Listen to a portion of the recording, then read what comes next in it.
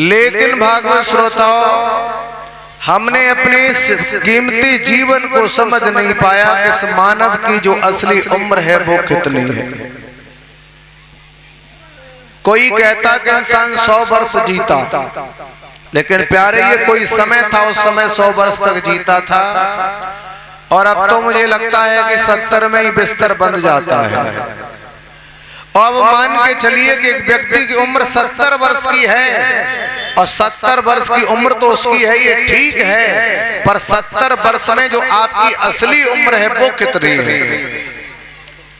तो आप समझ लीजिए कि जिंदगी तो 70 वर्ष की जिए, लेकिन होश में कितने दिन रहे। अब समझ लो कि 70 वर्ष की उम्र है, 70 वर्ष की उम्र में और 35 साल सोने में निकाल दो, क्योंकि आदमी जितना जागता है उतना सोता भी है। तो 70 में से 35 साल है तो सोते सोते निकल गई। अब कितनी बची? 35। अब 35 साल में 15 सालें और निकाल दो, गिल्ली डंडा खेल कूद वाली। अब कितनी बची? 20। समझ लो आप 70 साल की जिंदगी में केवल 20 साल तक होश में रहे। कितने दिन तक? 20 साल तक। अब 20 साल में आपने यश किया कि अपयश किया, धर्म किया कि अधर्म किया, ये कहीं ना कहीं मुझे विचार करने के लिए मजबूर करता है। तो इसलिए 70 साल की उम्र में हमारी जब निकाली तो 20 वर्ष निकली, क्योंकि शाम को माताएं 5 लीटर दूध में और थोड़ा सा मट्ठा डाल के दही बनाती हैं, और दही वो 5 किलो बनता है, और दही में जब मथानी डाल के मथा जाता है तो उसमें घी 5 किलो नहीं निकलता है, क्योंकि जो घी है वो बहुत कम होता है। और जो घी कम निकलेगा उस घी को भी गर्म किया जाएगा तो उसमें से गंदगी छट जाएगी, फिर असली घी तो बहुत थोड़ा ही बचेगा। ऐसे ही इस प्यारी से जिंदगी का जो सार है प्यारे, वो घी की तरीके से बहुत थोड़ा है। उस सार को समझने की संसार में कोशिश करो। बोलिए गोविंद भगवान की, बोलिए वृंदावन बिहारी लाल की। लेकिन हम लोग तो समझने की कोशिश करें, पर इस काम को खराब कौन किए है मालूम है? इस काम को जो खराब किए है वो हमारा है मन। कौन है? मन। आदमी की चलती नहीं है, और चलती किसकी है? जो शरीर के अंदर मन बैठा उस मन की चलती है। और आप विचार करो, मन को आप लोगों ने प्रधान बना दिया, और गलत आदमी को जब चाहे गांव का प्रधान हो चाहे कहीं का, जब गलत आदमी प्रधान बन जाएगा तो विकास नहीं होगा, विकास की जगह पर विनाश होगा। ऐसे ही तुमने इस मन को प्रधान बना दिया है कि मन हमारा कहता ये कर लूं, मन हमारा कहता वो कर लूं। जो मन कहेगा वो आप करेंगे तो नुकसान उठाएंगे, और जो बुद्धि कहेगी वो आप करेंगे तो आपको फायदा हो जाएगा। तो इसलिए मन की कम मानो, बुद्धि का प्रयोग करके जो लोग जीवन में काम करते हैं। क्योंकि आप लोगों ने खेत में देखा होगा, खेत में आप पानी लगाओ तो सबसे पहले पानी कहाँ जाता है? जिधर खेत का ढलान होगा, जिधर खेत नीचा होगा, उधर पानी पहले चला जाएगा, और जिधर ऊंचा होगा वहां आपको बहुत दोनों तरफ बांध बांधने की जरूरत है, तब बड़ी मुश्किल से पानी ऊपर पहुंचेगा।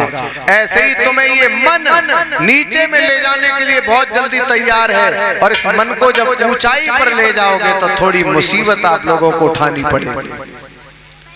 जब मन को ऊंचाई पे ले जाओगे तो थोड़ी मुसीबत उठानी पड़ेगी।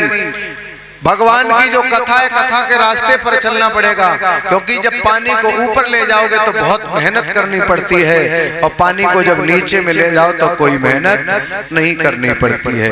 इसलिए मन तुम्हें नीचे में जल्दी ले जाता है, और अगर ऊंचे में जाओगे तो थोड़ी आपको परिश्रम, थोड़ी आपको मेहनत करनी पड़ेगी, तब ये तुम्हें ऊपर पहुंचा सकता है। तो मेरे भागवत श्रोताओं, सुखदेव भगवान परीक्षित को कथा सुना रहे हैं। ये मन की नाव जो डुबाता चला जा रहा मन। अरे ओ पापी मल और कर ले बजल, क्या क्या करना है, इस मन से कहो तू भगवान का भजन कर, मन को संसार में रहने मत दो, इसे किसी काम में लगा दो। और जो बिगड़ा हुआ लड़का हो, बिगड़ी हुई लड़की हो, उसे अगर किसी काम में लगा दोगे तो उसकी जिंदगी बिगड़ नहीं पाएगी, उसकी जिंदगी कहीं ना कहीं बन जाएगी। तो क्या करना अपन को, हरे हो पापी मल हरे कर ले बदल, बाद में फिर तू पछताएगा। कब, जब पिंजड़े से पंछी निकल जाएगा, जब पिंजड़े से पंछी निकल जाएगा।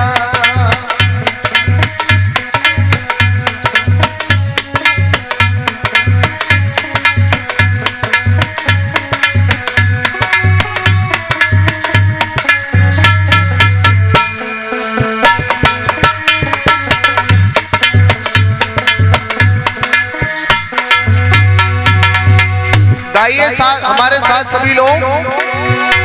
अरे ओ पापी मन कर ले बदल, ओ पापी मन कर ले बदल, बाद में फिर तू पछताएगा। पिंजड़े से पंछी निकल जाएगा, सब पिंजड़े से पंछी निकल जाएगा।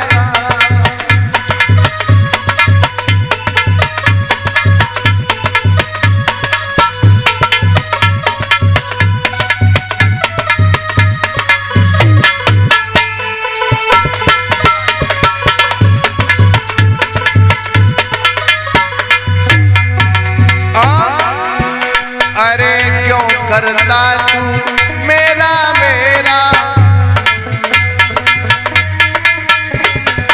क्यों करता तू मेरा मेरा, कुछ भी नहीं है यहाँ पर तेरा।